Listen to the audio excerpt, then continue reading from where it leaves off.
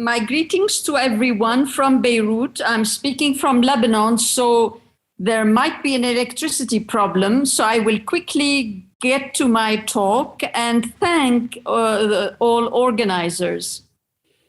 I hope the electricity will hold for half an hour and be gracious with us. Okay, so I'm going to speak about writing the history of contemporary Arab thought in general, contemporary Arab philosophy and women. First of all, I'm going to speak about the themes, some of the dominant themes of this contemporary philosophy, contemporary thought. Then I will speak a little bit about the challenges in this thought, and then about writing history, and hopefully I will get to the point about women here. First of all, let me speak a little bit about the themes that have dominated contemporary Arab thought. And when I say contemporary Arab thought, it's largely starting mid-20th century. Most of you might know that Arab countries today, the countries we know, got their independence around in the 1940s, 50s, 60s. And so we're talking about the post-independence era. And like most post-independence societies, one of the dominant themes was the quest or the search for a thought of one's own. And I'm sure for colleagues coming from all over the world, especially from Latin America, from Africa, from India, from Asia, one of the dominant themes after independence was this concern to develop a thought of one's own that would be distinct from Western thought. And that included also the search for a philosophy of one's own. And there, of course, there are challenges and even paradoxes, because philosophy is supposed to be universal, right? And so how could it be at the same time particular? What does it mean to have a Latin American philosophy? What does it mean to have an Arab philosophy? What does it mean to have an African philosophy? And some of you who might have been following these debates, we know that they exist in all these societies. So the first point I would like to do is really take away the exceptional aspect of Arab debates. So there's nothing in that sense exceptional. This strive, this quest for an Arab philosophy, what does that mean? Well, this has, because the search was not only for a thought of one's own, a philosophy of one's own, also an art of one's own. In other words, you want to develop, say, an Arab art that expresses your concern, your take on the world. You don't want to be a copy of the dominant, the Western art, the Western thought, the Western philosophy. How does that work? Inevitably, this takes to issues of authenticity, autonomy. What is philosophical independence, for instance? This is one of the themes that preoccupied Arab philosophers in the 60s and the 70s. How do you become independent in an interrelated world? So people who raise these questions were very much aware that, of course, they live in an interrelated world, that you cannot just assume that Western thought didn't exist, doesn't exist, and that you can develop your thoughts from zero. Issues of tradition. Okay, if you want to develop a particular philosophy, what do you build that philosophy upon? in all societies, there was the search for tradition. And who defines this tradition? On what basis? For which purposes? Is tradition something given? Or do you construct it for a certain purpose on the basis of certain premises? Who sets these premises? Who have the power? Who are the ones who have the power to say, this is tradition and this is what we're going to build our philosophy on? And connected to it, of course, is the whole issue of modernity. So all of this is well known to all of you, and I'm not going to waste your time with that. But I'm just going to say that these have been dominant concerns for Arabs, as they have been for other societies and peoples around the world.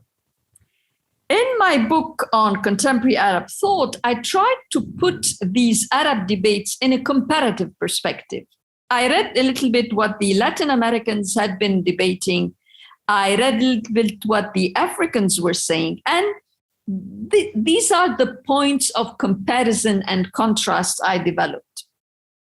I noticed that for Latin Americans, a big concern is that of imitation. People said repeatedly, we don't want to be a secondary copy of what is being said in Paris or in London or in Madrid.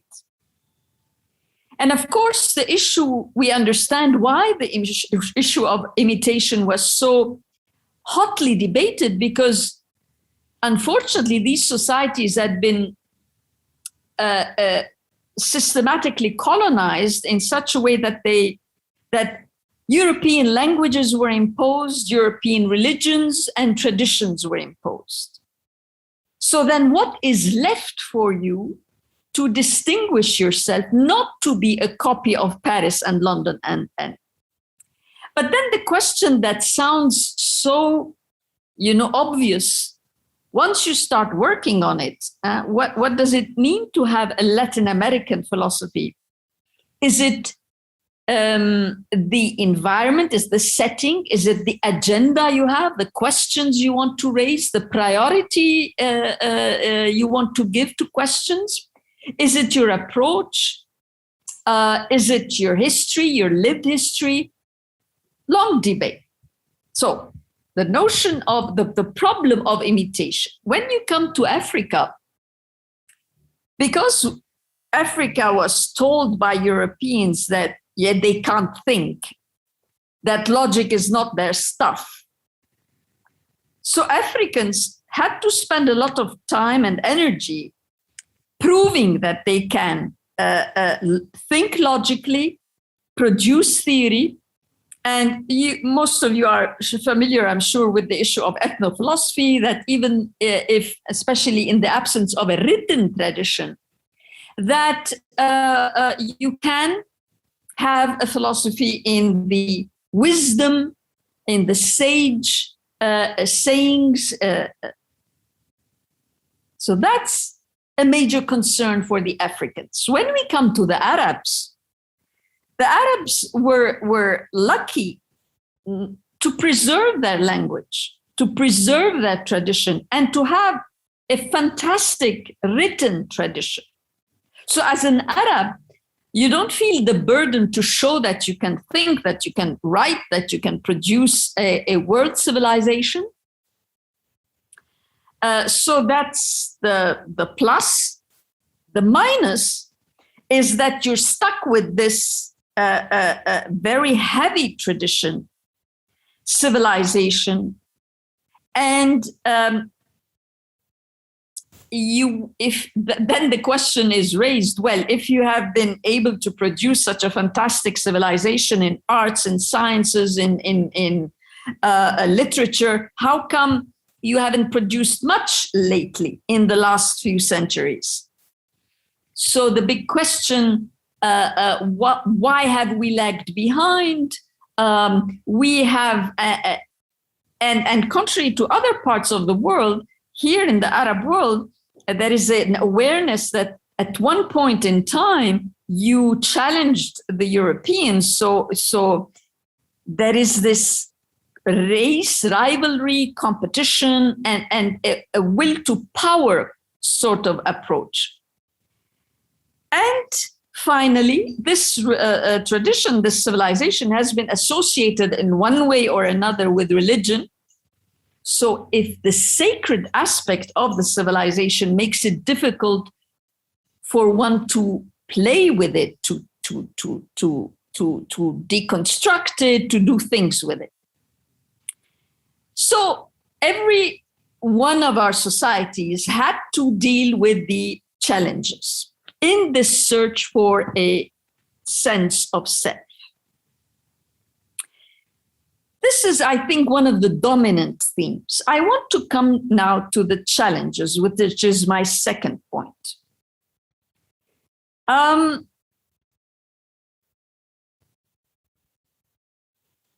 The post-independence era hasn't been very good to any one of us, I think. When independence was formally at least given to the Arab countries, also to Latin American countries, etc. But here, let me focus on the Arabs. There was a hope, obviously, that now that the colonials were gone, Arabs would govern themselves in a good way, in a way that would enhance development, give a revival to culture, to literature, to writing, to thought, to philosophy. In other words, this was a hopeful time that promised all kinds of good things. As you know, the story didn't turn out to be a very happy one. And all those hopes were collapsed. So by the end, I mean, if I take the mid-century, mid-20th century as the time of hopes, as the time of the search, but hopeful search for a sense of self, when we reach the end of the century, end of 20th century, those hopes are gone. And one of the dominating themes now is no longer, or let me say, in addition to that old quest for a sense of self, now the big problem, the heavy problem, is the failed state. In other words, Arabs found themselves face to face with their own failure. Well, when I say their own failure, I think more precisely one should say the failure of political elite. The state that was constructed upon independence failed to deliver all what a state was supposed to deliver. And so the most immediate question was, why? What were the causes of this failure? And what was the cost of this failure? In other words, when you don't have development, when you don't have liberties, when you don't have democracy, when you don't have human rights, when you don't have basic human needs secured, health, education, what happens to society and what happens to the human being? I think these then became the two poles, if you want, or the two clusters of concern for Arab thinkers, including Arab philosophers. On the one hand, you will have large debates about authenticity and tradition and modernity and the West. And on the other hand, you will have issues about democracy, issues about the destruction of the human being. Now, of course, it was very suitable for the powers to be that people stay busy and concerned with of tradition. religion, Islam, the past, literature, this and that. That was very convenient. Both to, all kinds of power institutions, I think, found it convenient that Arabs focused on these issues and not on more disturbing issues regarding democracy, healthy management of public wealth, etc. As we move to the end of the 20th century, we find that you have pockets of milieus, of circles, intellectual circles, that are preoccupied with this human cost of dictatorship, repression, brutality. A number of our countries got ruled by violence as a system. Not that you have here and there incidents of violent acts, but that the state adopted violence and brutality as a system of ruling. And you know the consequences. Under authoritarian regimes, you can imagine that it's difficult to address this. Whenever you have pockets of little freedom, then you see writers writing on these matters.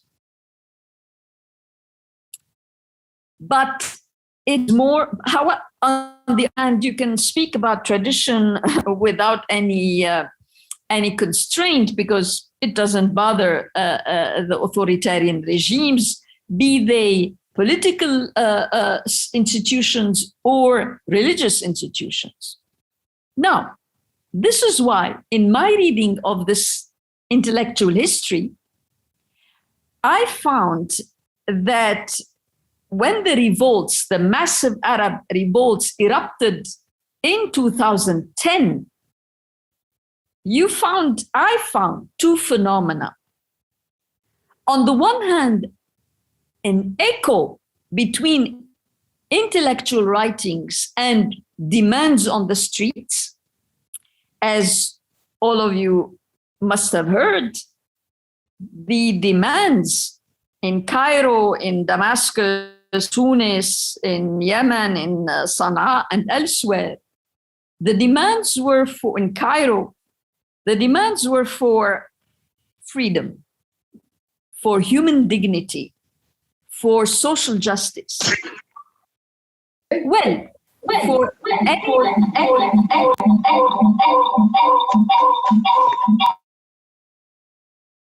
for anybody who was attentively following Arab intellectual writing, one could see the similarity in demand. Now, in my latest book on enlightenment on the eve of revolution, I make sure that I don't speak about causality. I don't because certain thinkers wrote about dignity and freedom that this caused the revolutions. Of course not. But I wanted to underline the echoes between what certain Arab thinkers were writing and what people were demanding on the Arab streets, at great risk, by the way, because they knew what kind of regimes they were facing. So on the one hand, you see this echo, this closeness, this similarity between intellectual concerns, intellectual writings, and popular movements. That's one.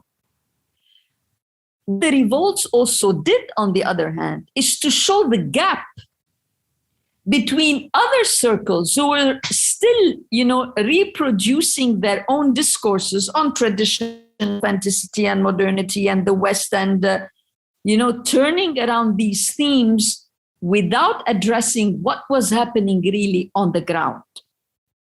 And of course, once the revolts erupted, one could see the gap, how much of this Arab output, intellect output, was totally disconnected from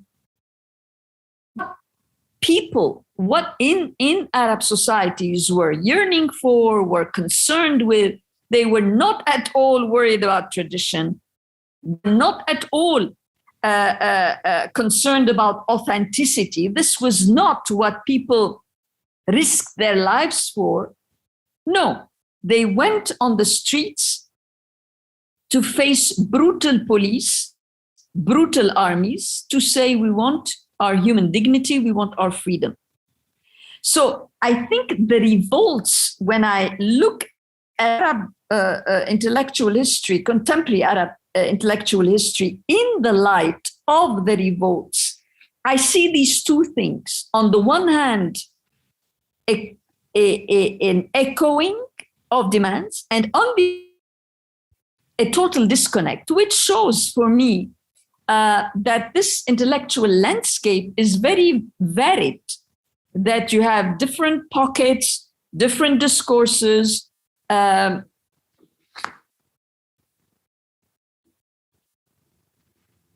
to characterize those concerns with tradition, I would say the following: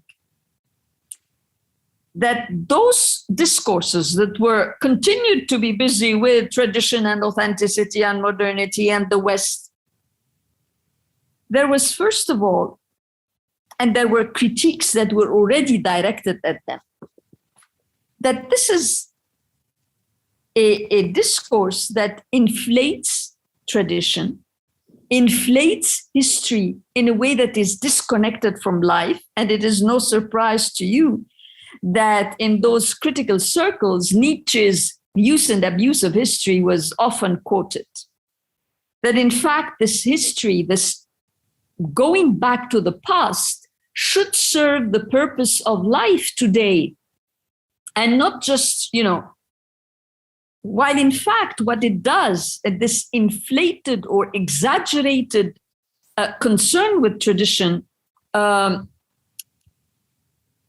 had a flavor of a will to power to it. That here we have a solid past, a solid tradition associated with power that can empower us by the mere fact of recalling it. So will to power is one dangerous aspect of this thought. Second, by this zeal, say that, well, we too have logic, we too have had a fantastic rational civilization. There is a logocentrism that is also quite problematic, which gives exclusive importance to the rational, to the written, to the detriment of the weak, the marginal, the oral, the non-rational. And all of this tradition-driven thought is quite dominated by men. And women are quite absent from all this debate, except when it comes to, women's issues in Islamic thought, in Islamic theology, or in gender issues. But outside those two fields, this is a field that is dominated by men. I don't know why. I don't have an answer, because what we lack in a contemporary Arab intellectual history is our social scientific studies. We don't have a good sociology of knowledge that tells us how have institutions operated, how have publishing houses, research centers operated, so that we get a sense of perhaps why is it that it's dominated by men. Now I finish my presentation with a different reading of this intellectual history. and this is my own take, that I find in the absence of the sociology of knowledge input, I find it quite limiting to keep on reading intellectual history from within intellectual history. I have a feeling that we produce texts about texts. I read Arab intellectual output and then make comments on them. But I think this has limited our understanding. And what I have now launched for myself as a new research project is to step out of Arab intellectual history and to look at it from outside. And this outside is art history. Contemporary Arab art history has been in the last 20 years has developed into a fantastic productive field led by a lot of women, and which shed light on, again, I come back to the same issue of the quest for a sense of self, because thinkers were not the only ones to search for the sense of self. Also artists in Iraq, in Baghdad, in the 40s, 50s, in Cairo, all these artists were confronted with modern art, Western modern art, and searched for an art that would be theirs and not copies of that Western art. And so what I'm doing now is to look at intellectual history from art history around the same quest for a sense of self from a field which is filled with women who are doing fantastic work. And the advantage is that it gives me a little bit of an outside gaze on the field of intellectual production. It is automatically outside the logocentric limitation. And I'm going to end with two notions. What I notice is that artists, contemporary Arab artists, in their quest for a sense of self, were concerned with two things: freedom and truthfulness. In every artist that I've read, in every aesthetic interpretation, in all the artwork, in much of the artwork, let me say, there is this concern with liberty, liberation, and the concern with being honest to oneself. And I'm thinking that maybe this could sort of offer us an interesting contrapuntal reading of contemporary Arab intellectual history. So, with the contribution of fantastic women scholars in art history, to gain a new understanding of the points of strength and points of weakness of an intellectual Arab history that has been largely produced by men. So hopefully at our next conference, I would have a little bit more to say about this new project. And I'm very thankful to have the opportunity, for having had the opportunity to share with you my new project, if you want. And I'm happy that the electricity lasted so long. So thank you very much. I think my time is up, right?